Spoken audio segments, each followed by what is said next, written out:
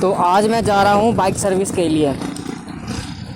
जब से बाइक ली है तब से जो है सिर्फ एक बार ही इंजन ऑयल चेंज हुआ है। और मुझे लगता है कि इंजन ऑयल चेंज करवा लेना चाहिए अब। और मेरी बाइक की जो है ये चौथी सर्विस होगी।